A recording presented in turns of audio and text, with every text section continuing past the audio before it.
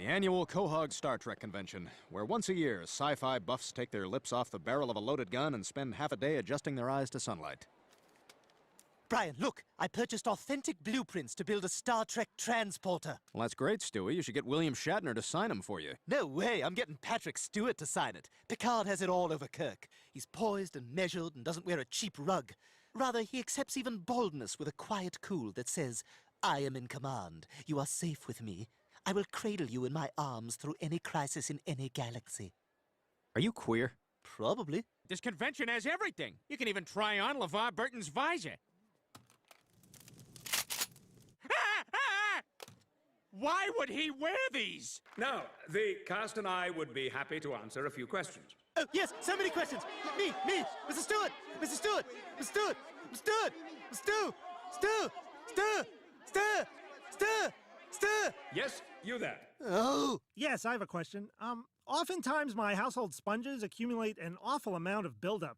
What can I do to prevent this? That's an excellent question. It's very important to thoroughly wring out your sponges after every usage. This will prevent the accumulation of grime and bacteria. A dry sponge is a happy sponge. That's not a Star Trek question. I have a question for Jonathan Frakes. I have this itch on the back of my leg, and I can't figure out if it's a bug bite or dry skin. Do you take hot showers? Yes. Dry skin. Thanks. These aren't Star Trek questions. What the hell? I have a question for Gates McFadden. I've got an artesian well on my property and the water pressure is lousy. Any suggestions? I would check the point first before repriming it.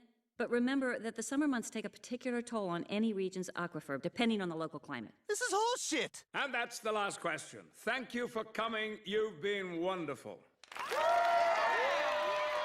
You bastards. All I'm saying is that in the episode Relics, when Scotty rematerialized on the Janolan, he referenced Captain Kirk still being alive, which is ridiculous because he knew he watched him die on the Enterprise B in Star Trek Generations. There's a perfectly simple explanation. He was caught in a transporter pattern buffer for 75 years, and Riker mentioned a 0.003% signal degradation, which would account for Scotty's memory loss.